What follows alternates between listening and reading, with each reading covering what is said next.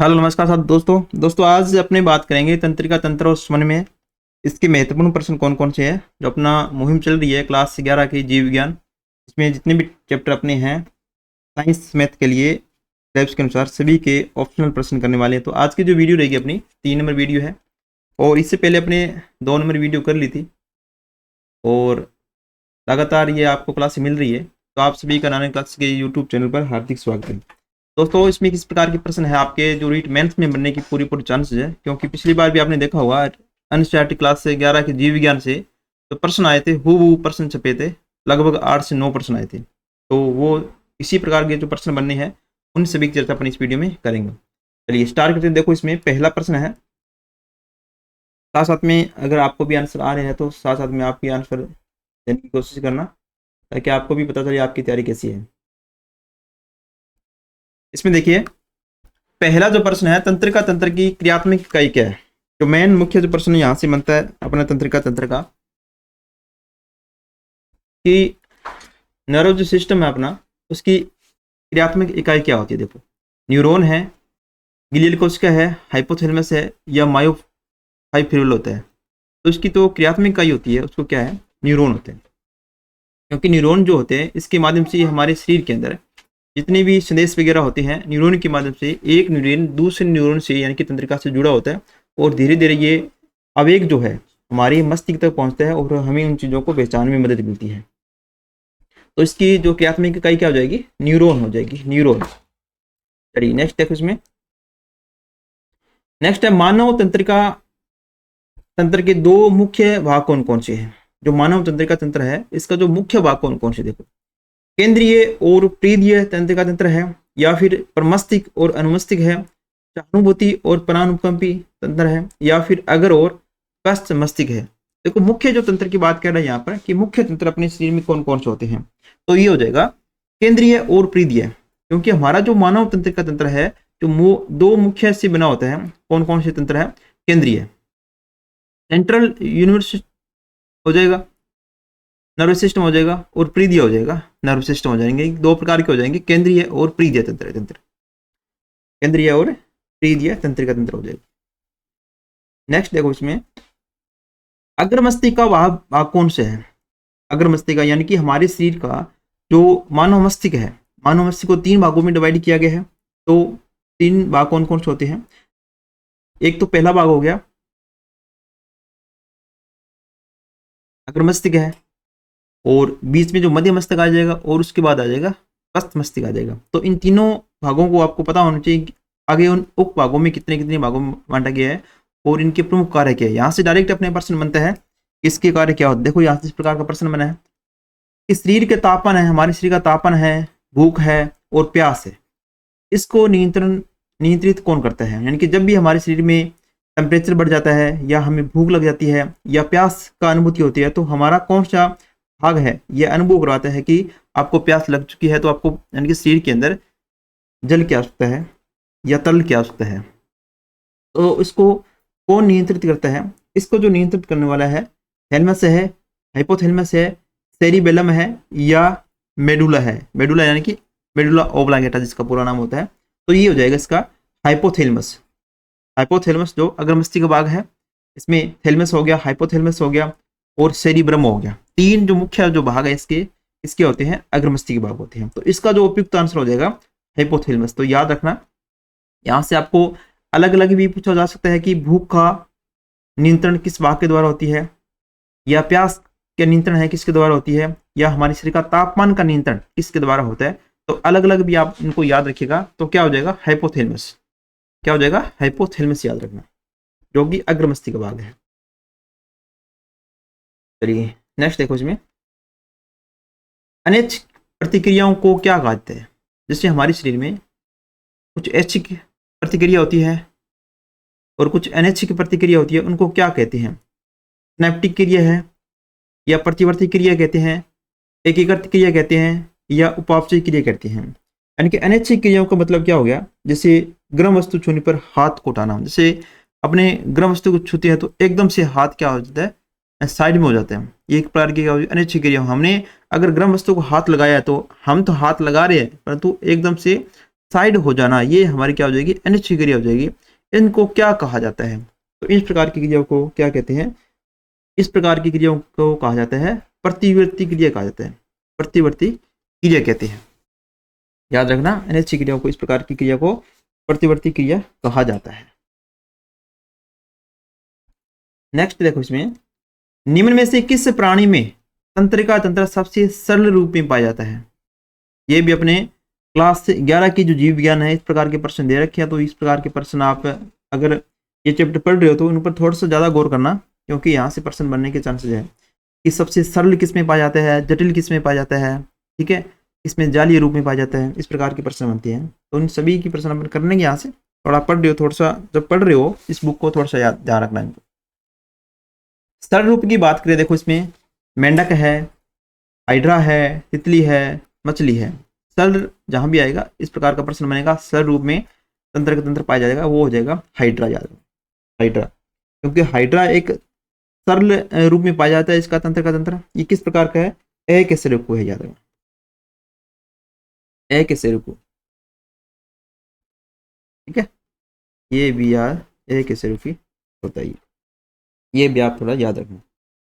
इसके अलावा तितली है, तितली में इससे हाइड्रा से थोड़ा ज़्यादा जटिल पाया जाता है, ठीक है, इससे ज़्यादा थोड़ा विकसित है, जटिल पाया जाता है। इसके अलावा मेंढक है और मछली है, इसमें इनसे ज़्यादा विकसित पाया जाता है। क्योंकि इसमें क्या होगा, क्योंकि मेंढक और मछली में क्या होता है कि मस्तिष्क भी होता है, मेरुजीव होते हैं, तंत्रिकाएं शामिल होती है, इसकी वजह से इसमें क्या होगा, इनका विकसित हो गया। और हाइड्रा में क्या होता है, हाइड्रा में कोई केंद्रीय मस्तिष्क नहीं होता, इसकी वजह से इसको क्या कहते हैं, सरल रूप में कहते हैं। तो सरल रूप की बात करें तो हाइड्रा इसका आंसर हो जाएगा, हाइड्रा। नेक्स्ट देखो, इसमें नेक्स्ट है निम्नलिखित में से किस एक स्वरूपी प्राणी में तंत्रिका तंत्र तंत्रिकीय जाल के रूप में पाया जाता है, तंत्रिकीय जाल के रूप में पाया जाता है। ये भी एक प्रकार का प्रश्न बनना है। देखिए, मैंने जो टारगेट है कि आपके किस प्रकार के सभी प्रश्न बन सकते हैं, उन सभी प्रश्नों को मैं आपके लिए लेके आया हूँ।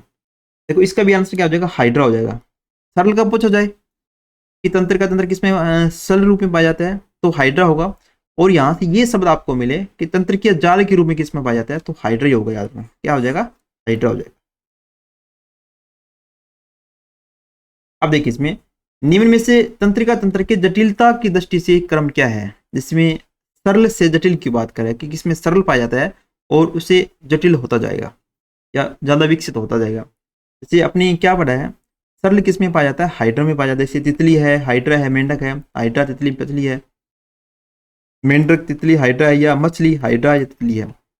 तो हमने क्या पढ़ रखा है, हमने पढ़ रखा है कि हाइड्रा में जो तंत्रिका तंत्र पाया जाता है सरल रूप में पाया जाता है, यानी कि थोड़ा कम जटिल होता है। उसके बाद किसमें हो जाएगा, तितली में हो जाएगा।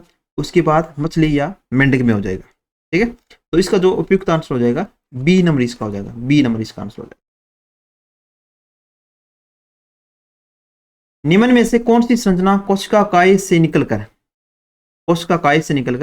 बार बार शाखाओं में विभाजित होती है तथा इनमें निसेल ग्रेनुल पाए जाते हैं।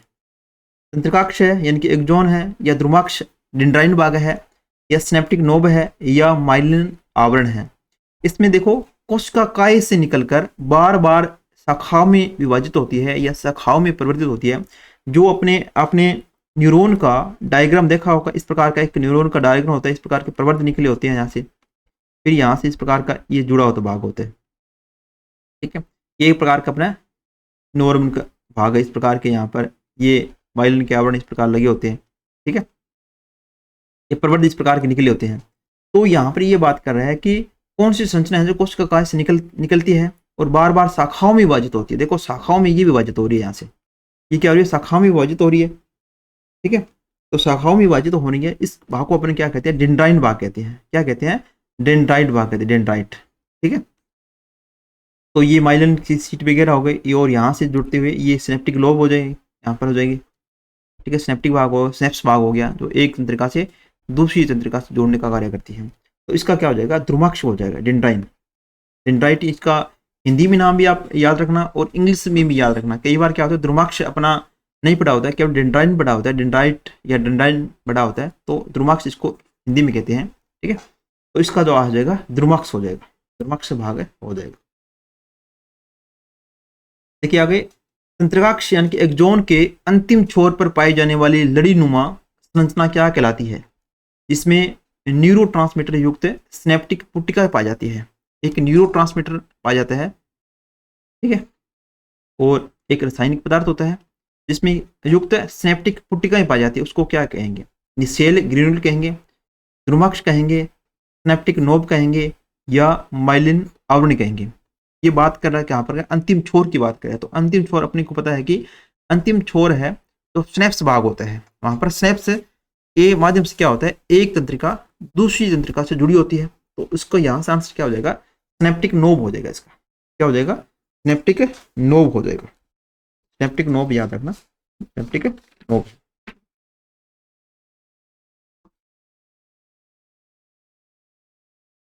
देखिए स्नैप्टिक नोब जो है ये क्या कार्य करती है, तंत्रिका यानी कि एक्सोन के अंत में स्थित विशेष संरचना है जो अगली कोशिका के साथ संपर्क स्थापित कर दी है, ये याद रखना आप। चलिए नेक्स्ट देखो, इसमें माइलिन आवरण से ढके तंत्रिका तंतुओं में रेनिमेर की नोड का कार्य क्या होती है? रेनिमेर के नोड जो पाए जाते हैं तंत्रिका के अंदर, उनका जो कार्य क्या होता है, देखो न्यूरोट्रांसमीटर का संचय करना है, या फिर तंत्रिका आवेगों को लवणीय संचरण करना है, या फिर कोशिका काय को पोषण देना है, या फिर स्नैप्टिक पुटिकाओं का निर्माण करना है। जो रेनिमेर की नोड पाई जाती है उनका जो प्रमुख कार्य याद रखना ये होता है तंत्रिका आवेगों का लवणीय संचरण, ठीक है, बनाना। इसमें जो रेनिमेर की नोड होती है ये माइलिन आवरण के बीच अंतराल होते हैं, ठीक है। इसमें क्या होता है कि तंत्रिका आवेग लवणीय विधि से तेजी से आगे बढ़ते हैं, और यह प्रक्रिया क्या कहलाएगी, आवेग संचरण की गति को बढ़ाने का कार्य करती है। ये आवेग संचरण होता है, लवणीय संचरण क्या करती है, आवेग संचरण की गति को बढ़ाने का कार्य करती है। इनकी जो संदेश होते हैं, ठीक है, उनको क्या करती है, आगे बढ़ाने का कार्य करती है। तो इसका क्या हो जाएगा, बी नंबर इसका आंसर हो जाएगा, बी नंबर। नेक्स्ट देखो, स्नैप्टिक दरार में तंत्रिका आवेग के संचरण में कौन सा रसायन मुख्य भूमिका निभाता है? ये याद रखना, मोस्ट प्रश्न यहाँ से है। स्नैप्टिक दरार में क्या पाया जाता है जिसकी वजह से क्या होता है कि रसायन आवेग जो होती है उनके संचरण में मुख्य भूमिका निभाएगा? हीमोग्लोबिन है, न्यूरोट्रांसमीटर है, इंसुलिन है, या एंजाइम है? तो आप याद रखना, जो तंत्रिका होता है, तंत्रिका होती है, उसके अंदर जो रासायनिक पदार्थ पाया जाता है मुख्य रूप से क्या पाया जाता है, न्यूरोट्रांसमीटर पाया जाता है, न्यूरो ट्रांसमिट पाया जाता है। जैसे डोपामाइन हो गया, सेरोटोनिन हो गया, ये क्या होता है, न्यूरोट्रांसमीटर होते हैं, ठीक है। तो इसका जो आंसर हो जाएगा न्यूरोट्रांसमीटर हो जाएगा। केवल आपको यहाँ से शब्दों को पकड़ना है, अगर शब्द को पकड़ना सीख गए तो आंसर आपका गलत नहीं होगा, क्योंकि वैसे तो जीव विज्ञान का कोई अंत नहीं है, प्रश्नों का कोई अंत नहीं है, बहुत सारे प्रश्न बन सकते हैं, परंतु थोड़ा सा आपको इन शब्दों को पकड़ के चलना है। देखिए, जब पूर्व सिनेप्टिक न्यूरॉन से क्रिया विभव पहुंचता है तो क्या होता है, यहाँ से क्या है, क्रिया विभव पहुंच रहे हैं, यानी कि उद्दीपन पहुंच रहे हैं, तो क्या होगा, सिनेप्टिक पुटिकाएं कोशिका काय में वापस चली जाती है, या फिर सिनेप्टिक पुटिकाएं सिनेप्टिक दरार में न्यूरोट्रांसमीटर मुक्त करती है, या फिर माइलिन आवरण नष्ट हो जाती है, या द्रुमाक से सिकुड़ जाते हैं। तो इसमें ये मुख्य रूप से क्या होगी, इसके सिनेप्टिक पुटिकाएं क्या करेगी, सिनेप्टिक दरार में न्यूरोट्रांसमीटर मुक्त करती है, यानी कि जब पूर्व सिनेप्टिक न्यूरॉन में क्रिया विभव पहुंचता है तो उसकी वजह से क्या होगा, जो सिनेप्टिक पुटिकाएं हैं वो क्या करेगी, सिनेप्टिक दरार में न्यूरोट्रांसमीटर मुक्त करेगी। तो इसका आंसर हो जाएगा बी नंबर, इसका आंसर हो जाएगा। अगर मस्तिष्क के कौन से भाग है जो कॉर्पस कैलोमस द्वारा जुड़े होते हैं? थैलेमस और हाइपोथैलेमस है। सर्वप्रथम तो आपको ये याद होना चाहिए कि अग्र मस्तिष्क के कौन कौन से भाग हैं, मध्य मस्तिष्क के कौन कौन से भाग होते हैं, और पश्च मस्तिष्क के कौन कौन से भाग हैं। ये मुख्य रूप से आप इनको अच्छी तरह से याद कर लेना। यहाँ पर क्या कह रहा है कि अग्र मस्तिष्क के कौन कौन से भाग है जो कॉर्पस कैलोमस से द्वारा जुड़े होते हैं। थैलेमस और हाइपोथैलेमस है, दायां और बायां प्रमस्तिष्क गोलार्ध है, सेरिब्रम और सेरिबेलम है, या मेडुला और पोन्स है। इसका हो जाएगा दायां और बायां प्रमस्तिष्क जो गोलार्ध होते हैं, ठीक है, वो क्या होते हैं, कॉर्पस कैलमस से जुड़ा जुड़े होते हैं। दायां और बायां प्रमस्तिष्क के जो भाग है वो जुड़ा होते हैं कॉर्पस कैलमस के द्वारा। अब देखो ये है मानव मस्तिष्क का डायग्राम है। देखो इसमें ये अग्रमस्तिष्क है, अग्रमस्तिष्क का प्रमस्तिष्क भाग है। इसको क्या बोलते हैं, इंग्लिश में सेरिब्रम बोलते हैं, याद रखना सेरिब्रम, ठीक है। सेरिब्रम और सेरिबेलम में ज्यादा कंफ्यूज होते हैं व्यक्ति। अनुमस्तिष्क है, अनुमस्तिष्क को क्या बोलते हैं, इसको बोलते हैं सेरिबेलम, याद रखना सेरिबेलम बोला जाता है, सेरिबेलम, और इसको सेरिब्रम बोलते हैं प्रमस्तिष्क को। अगर आपसे ये पूछ लिया जाए कि अग्रमस्तिष्क के कौन कौन सी भाग है, प्रमस्तिष्क हो गया, थैलेमस हो गया और हाइपोथैलेमस, याद रखना ये है अग्रमस्तिष्क भाग।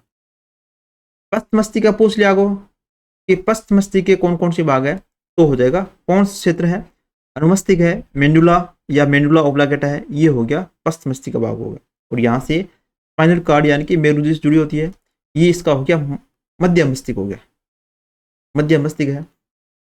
मध्य मस्तिष्क याद रखना, मध्य मस्तिष्क जो थैलेमस से या हाइपोथैलेमस जो भाग होता है और पॉन्स जो क्षेत्र है उसके मध्य में पाए जाते हैं। ये भी प्रश्न बना हुआ है कि पॉन्स और थैलेमस या फिर हाइपोथैलेमस के मध्य में मस्तिष्क का कौन सा भाग पाया जाता है, तो मध्य मस्तिष्क पाया जाता है, यानी कि मध्य में मध्य मस्तिष्क होता है। और ये हो गया कार्पस कैलमस हो गया, कार्पस कैलमस द्वारा इसका अग्र मस्तिष्क का जो बायां और दायां गोलार्ध होते हैं वो अलग होता है, ठीक है। और ये प्रमस्तिष्क तरल का नलिका वगैरह होती है। चलिए नेक्स्ट देखो, इसमें निम्न में से कौन सा अग्रमस्तिष्क का भाग नहीं है, थैलेमस है, हाइपोथैलेमस है, सेरिबेलम है या प्रमस्तिष्क या सेरिब्रम है। ये अग्रमस्तिष्क की बात करें तो अपने ये पढ़ा है कि अग्रमस्तिष्क में थैलेमस होता है, हाइपोथैलेमस होता है और एक ये होता है प्रमस्तिष्क होता है, या इसको सेरिब्रम बोलते हैं। इनमें कंफ्यूज मत होना, सेरिब्रम और सेरिबेलम में। सेरिब्रम के बारे में याद रखना, ये प्रमस्तिष्क है और सेरिबेलम अनुमस्तिष्क है। ये हो गया पश्च मस्तिष्क का भाग हो गया। तो इसका आंसर हो जाएगा सी नंबर, इसका आंसर हो जाएगा सी नंबर। चलिए नेक्स्ट देखो, इसमें हाइपोथैलेमस का मुख्य कार्य क्या होता है। देखो हाइपोथैलेमस होता है, इसका मुख्य कार्य क्या होगा, हृदय गति नियंत्रण करना है, शरीर का तापमान है, भूख और प्यास का नियंत्रण करना है, स्वैच्छिक गतियों का समन्वय करना है, या फिर दृश्य संकेतों का प्रसंस्करण करना है। तो हाइपोथैलेमस का मुख्य रूप से जो काम आता है या कार्य है इसका, ये होता है शरीर का तापमान, भूख और प्यास का नियंत्रण करना। तो इसका हो जाएगा बी नंबर, इसका आंसर होगा बी नंबर। लिबिक तंत्र किसके नियंत्रण से संबंधित है, पाचन क्रिया है, भावनाओं जैसे खुशी है, गुस्सा है, भय और स्मृति, मांसपेशियों का समन्वय करता है या शोषण करता है। ये प्रश्न आपके मोस्ट लगा सकते हो, ये प्रश्न आपके बन सकता है,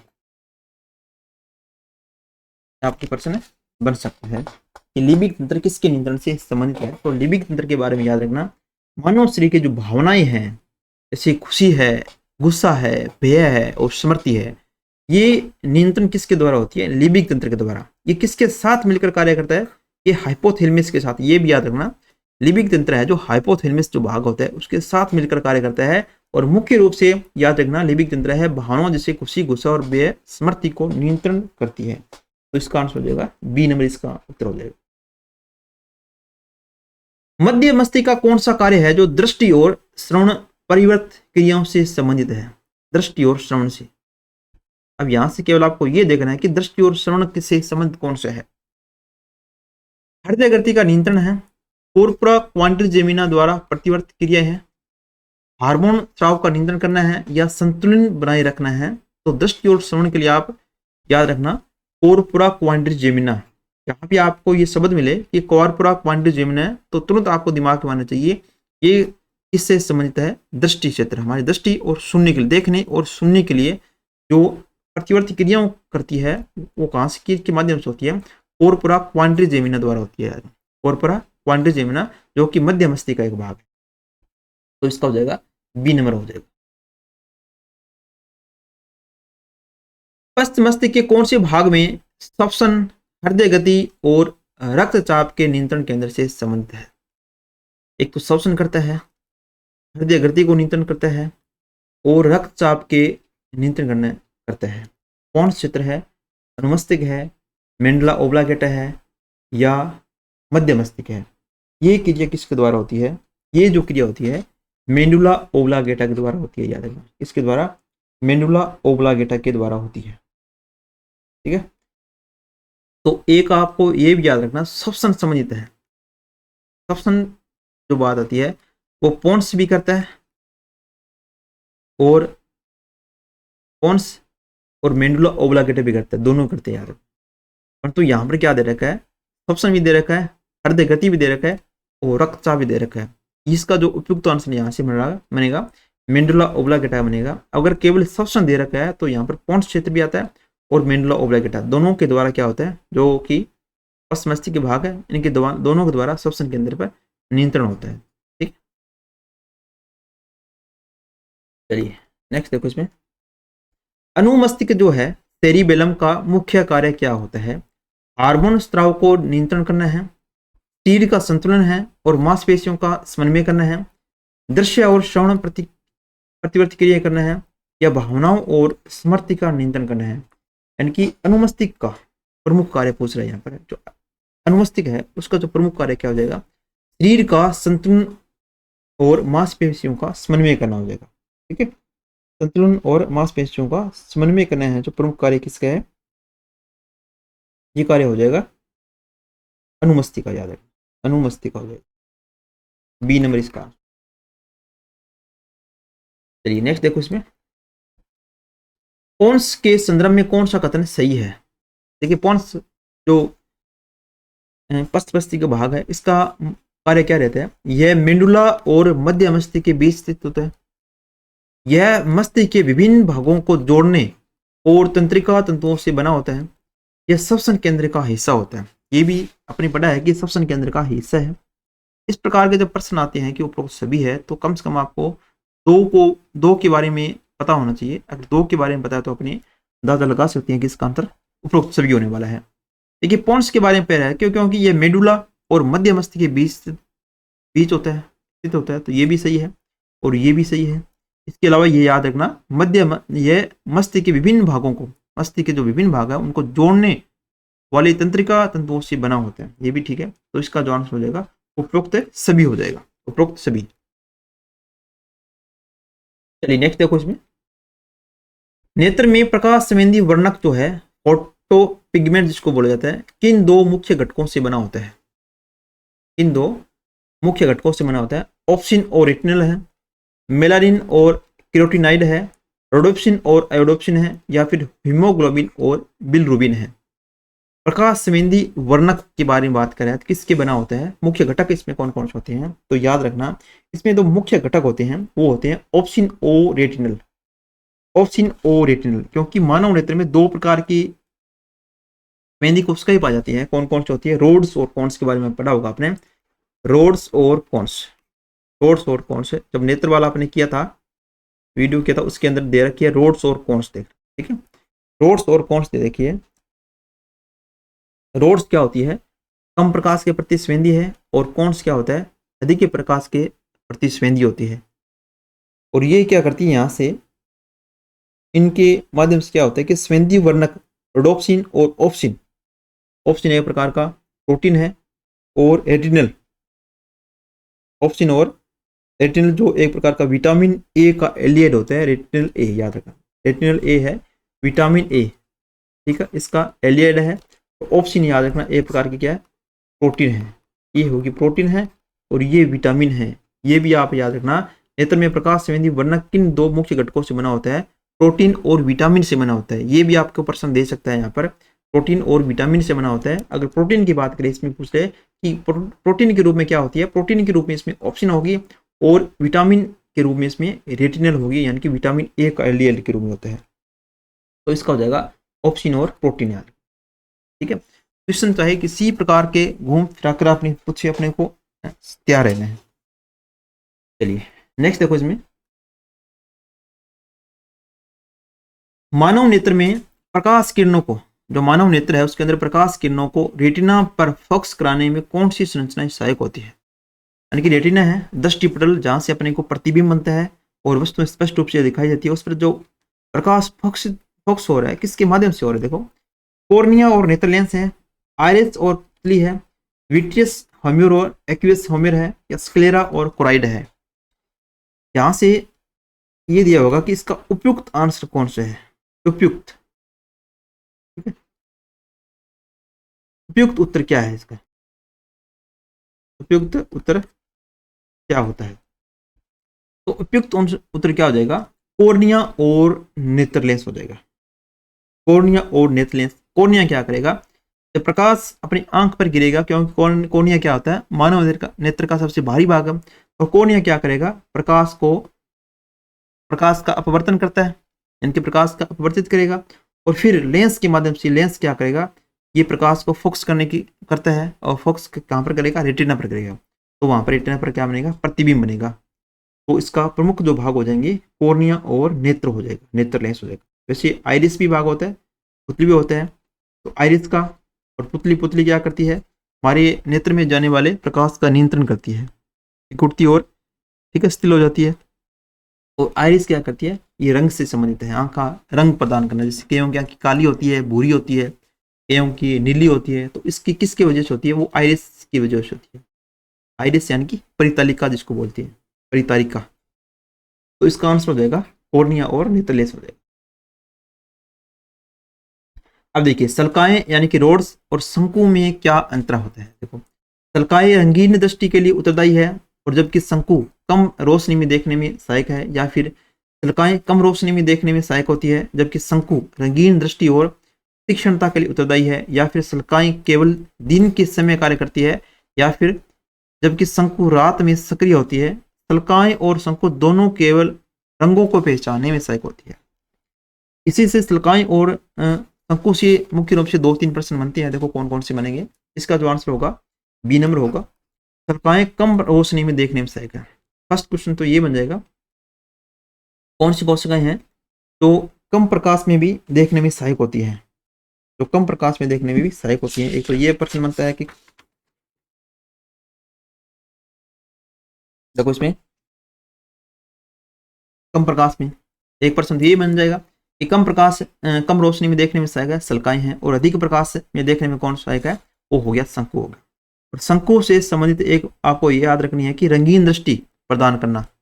जैसे हमने कोई भी वस्तु को रंगीन देख पा रहे हैं तो किसकी वजह से? शंकु की वजह से देख पा रहे हैं। याद रखना, शंकु की वजह से देख पा रहे हैं। रंगीन दृष्टि और तीक्ष्णता के लिए, यानी कि अधिक तेज प्रकाश में देखना। जैसे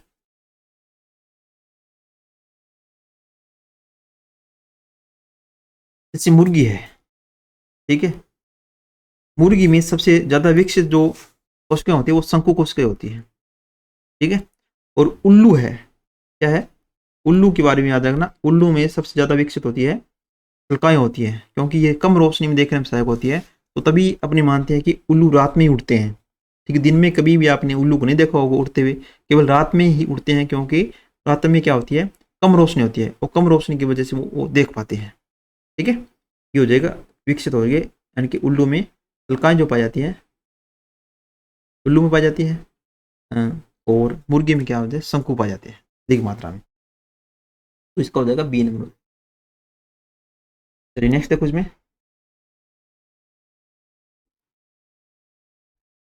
मानव प्रमस्तिष्क के दोनों गोलार्धों को जोड़ने वाली संरचना कौन सी होती है? तो मानव प्रमस्तिष्क है, दोनों गोलार्धों को जोड़ने वाली कौन सी होती है? थैलेमस है, कॉर्पस कैलमस है, हाइपोथैलेमस है, हिप्पोकैम्पस है। ये अपने क्वेश्चन पढ़ लिया एक बार।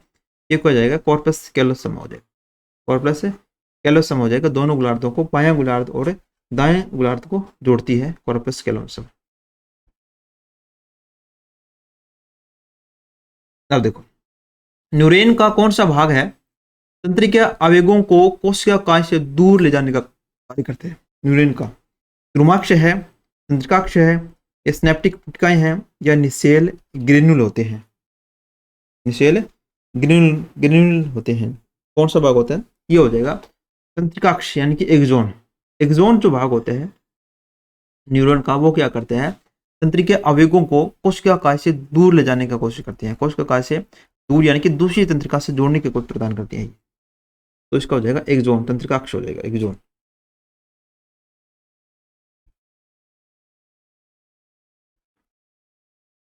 चलिए नेक्स्ट देखो इसमें, क्रोमाक्स यानी कि डिंडाइन की संरचना और कार्य के संबंध में कौन सा कथन सही है? ये तंत्रिका आवेगों को कोशिका कांच से दूर ले जाते हैं, इसमें निसेल ग्रेन्यूल पाए जाते हैं, ये उद्दीपनों को कोशिका काय की ओर ले जाने का कार्य करते हैं, ये केवल माइलिन युक्त होते हैं, और या फिर इनमें सिनेप्टिक पुटिकाएं पाई जाती है। मुख्य कौन सा कथन सही है क्रोमाक्स के बारे में? क्रोमाक्स के बारे में आपने पढ़ रखा है, इसमें निसेल ग्रेन्यूल पाए जाते हैं। क्या पाए जाते हैं? निसेल ग्रेन्यूल पाए जाते हैं, और ये उद्दीपन यानी कि संदेश जो प्राप्त होते हैं, जब भी अपने को उद्दीपन प्राप्त होते हैं, संदेश प्राप्त होते हैं, ये क्या करते हैं? कोशिका काय की ओर ले जाने का कार्य करते हैं। ठीक है, फिर कोशिका काय से आगे ले जाने का कार्य कौन करेगा? तंत्रिकाक्ष करेगा। तो इसके माध्यम से एक तंत्रिका, इस प्रकार एक तंत्रिका से एक न्यूरॉन से दूसरे न्यूरॉन तक जो भी उद्दीपन होते हैं वो पहुंचते हैं, और धीरे धीरे ये कहाँ तक पहुंचते हैं? मानव मस्तिष्क तक पहुंचते हैं, वो आगे की क्रिया करते हैं। तो इसमें क्या हो जाएगा? बी इसका आंसर हो जाएगा, बी। निसेल ग्रेन्यूल याद रखना, ये डिंडाइन से संबंधित है। डिंडाइन क्या होते हैं? प्रवर्ध, जो इस प्रकार प्रवर्ध निकले होते हैं वो क्या होते हैं? डिंडाइन होते हैं। इसका जो कार्य क्या होता है? उद्दीपनों को इकट्ठा करना, फिर यहाँ से आगे की तरफ कोशिका काय और फिर सिनेप्टिक नोब या स्नैप्स से अगली कोशिका तक यानी कि तंत्रिका तक पहुंचाने का कार्य करते हैं। अब देखो इसमें, मानव मस्तिष्क का वह भाग जो तापमान, भूख और प्यास को नियंत्रित करता है। तापमान को नियंत्रण करेगा, भूख को भी करेगा और प्यास को करेगा। ये सेकंड बार प्रश्न आ गया, चलो कोई नहीं। ये क्या करेगा? हाइपोथैलेमस याद रखा, हाइपोथैलेमस से भाग करता है, हाइपोथैलेमस।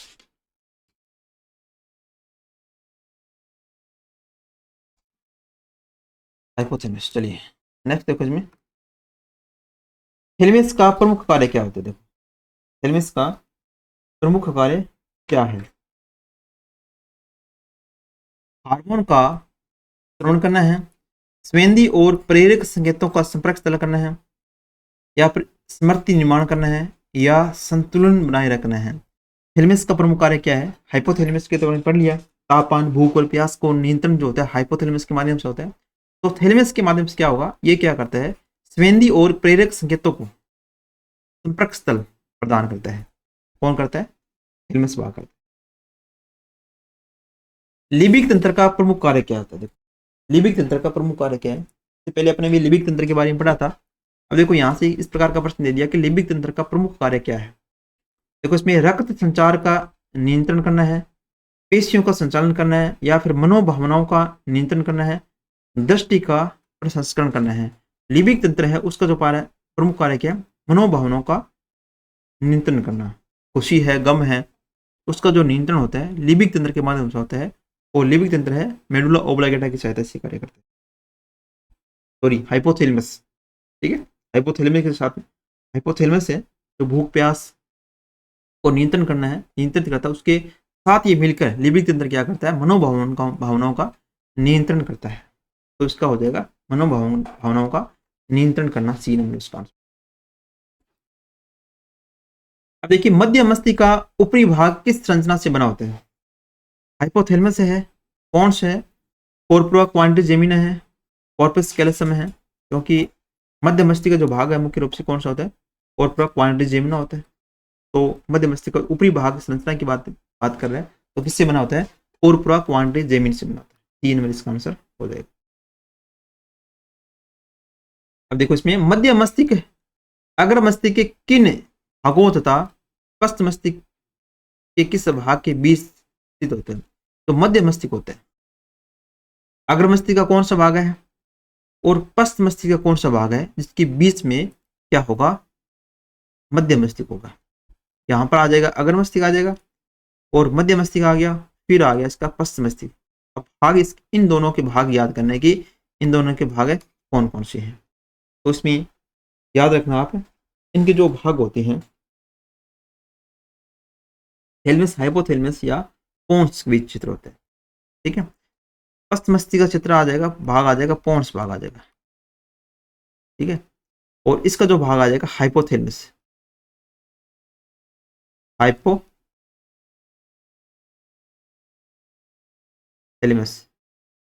हाइपोथैलेमस या थैलेमस होते हैं, इनके बीच जो स्थित होते हैं वो होते हैं मध्य मस्तिष्क होते हैं, मध्य मस्तिष्क होते हैं। तो सी नंबर इसका आंसर हो जाएगा। अब देखो आ गए, स्वस्थ मस्तिष्क किन किन भागों से मिलकर बना होता है।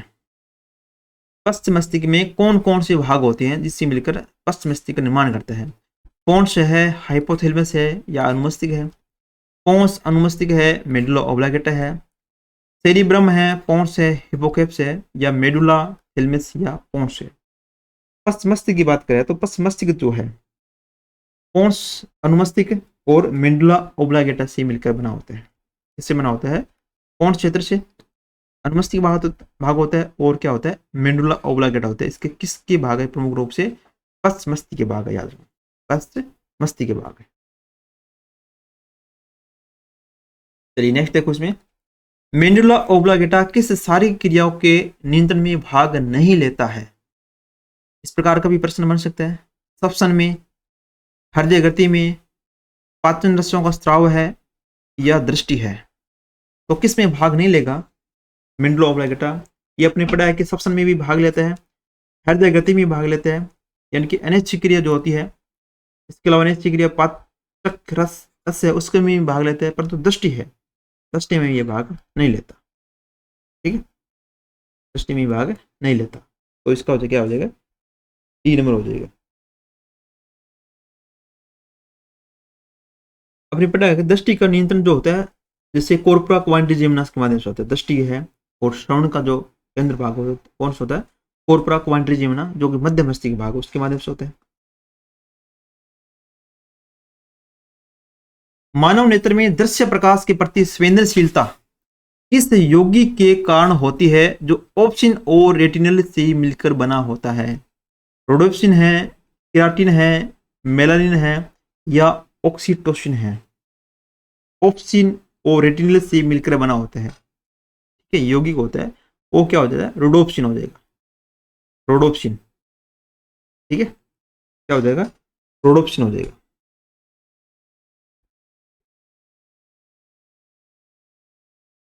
देखो इसमें क्रिया किस प्रकार की करते हैं, जब प्रकाश क्या होता है रेटिना पर पड़ता है तो क्या होगा, रोडोप्सिन जो होगा इसका परिवर्तन होगा, जिसमें सल्काएं जो होती हैं, रोडस होती हैं, कोन्स होती है, उसमें क्या होता है आवेग उत्पन्न होता है। और आवेग के माध्यम से क्या होगा, वो संदेश को हम जो हमने दृश्य देखा है इस प्रकार का दृश्य है उसको पहचानने की कोशिश करता है। ठीक है, अभी तो कहते हैं रोडोप्सिन जो रेटिनल विटामिन ए की कमी से क्या एक रोग हो जाता है। हमने मानव नेत्र के बारे जब पढ़ा तो उसमें देखा था कि विटामिन ए की कमी हो जाती है तो रात को दिखाई नहीं देते हैं, क्योंकि इसमें क्या होगा, विटामिन ए की कमी हो जाएगी, रोडोप्सिन की कमी हो जाएगी।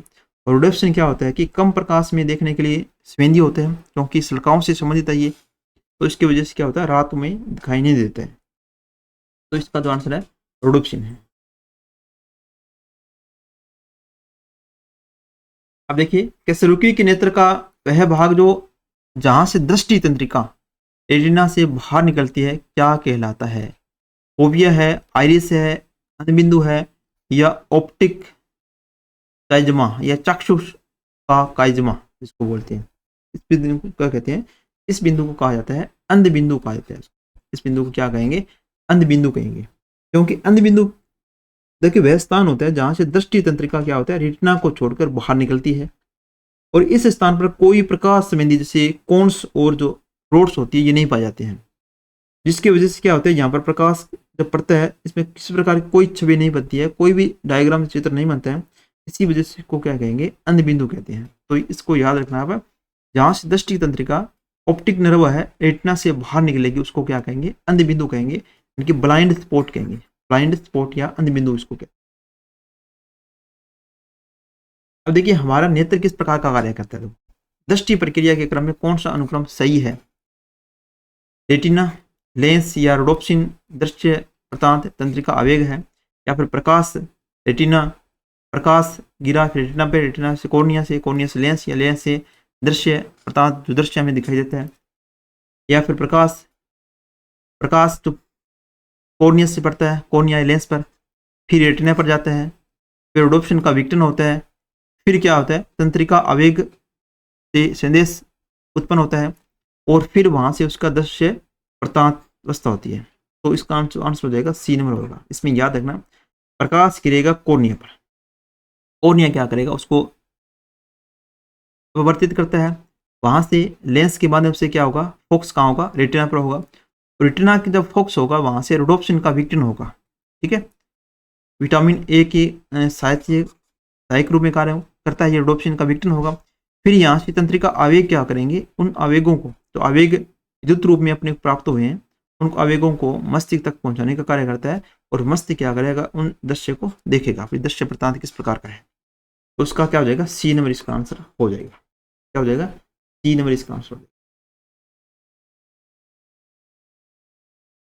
चलिए आज के लिए इतने ही, जितने भी महत्वपूर्ण प्रश्न इस चैप्टर से बन रहे थे अपने कर लिए है, और इसके अलावा जो क्वेश्चन बनेंगे वो भी आपको टाइम टाइम पर करवाते रहेंगे, और नेक्स्ट भी आपको लगातार अब जितने भी चैप्टर अब तक आपने किए हैं क्लास 11 और 12 के, उन सभी के अपने को अभी जितने भी ऑप्शनल प्रश्न बनेंगे वो करने वाले हैं, ताकि आपको ये पता चले कि आप जो ऑप्शनल प्रश्न आपके कितने सही हो रहे हैं।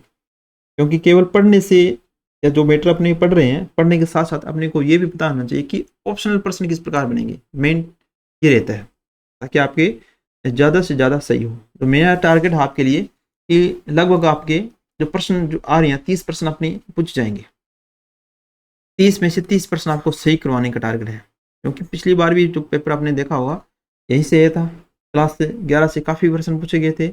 इसके अलावा क्लास 8 की बुक आप अच्छी तरह से पढ़ना है, 1-2 चैप्टर वहाँ से है।